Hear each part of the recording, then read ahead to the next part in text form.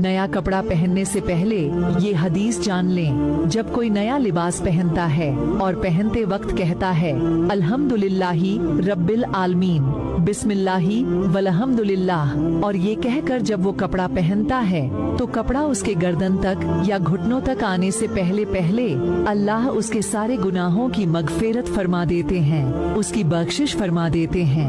ये शुक्र की बरकत है। যে কেউ আপনার কথা শুনতে বাধ্য হয়ে যাবে, 11 বার পরে যদি ওই মানুষের কথাটা চিন্তা করতে পারেন, তাহলে আল্লাহ পাক রব্বুল আলামিন ওই মানুষকে সে যেই হোক না কেন আপনাকে আপনার বাধ্য করে দিবেন।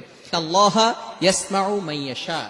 মুসলমানের পবিত্রতা রক্ষা করে চলো যাই ঈদের নামাজ পড়ে, ধনী গরিব সবাইকে ঈদ মুবারক, মুবারক ঈদ মুবারক, মুবারক ঈদ।